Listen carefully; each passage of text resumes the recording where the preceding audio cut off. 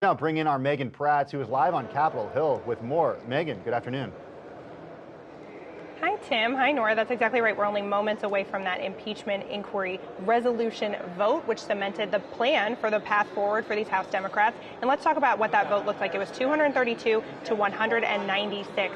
232 Democrats, only one independent, the sole independent in the House. We'll talk about him in a second.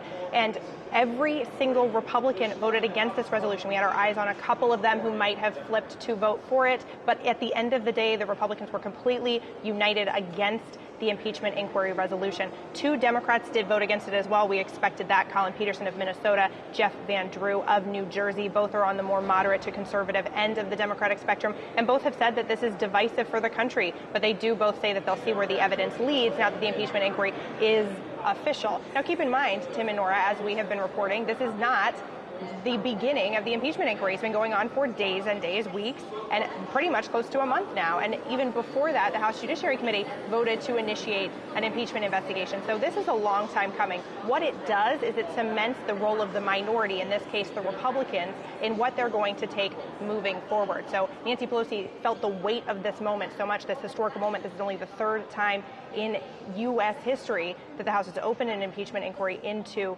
a sitting president, and she stood at the speaker's lectern, something she rarely does, to gavel both into the vote and out of the vote, saying the resolution is adopted without objection. So a very, very historic moment that we have watched here today. Now, I will say the White House has, of course, weighed in. One of the reasons that the Democrats wanted to pass this bill, or pass this resolution as it were, is to get more power, more sway with the White House, who said that this is an illegitimate inquiry because the vote was never held. Well, now they've held the vote, and will the White House comply? Let's take a look at the statement from Press Secretary Stephanie Grisham to give us a little bit of a roadmap. She says this, quote, "The president has done nothing wrong, and the Democrats know it.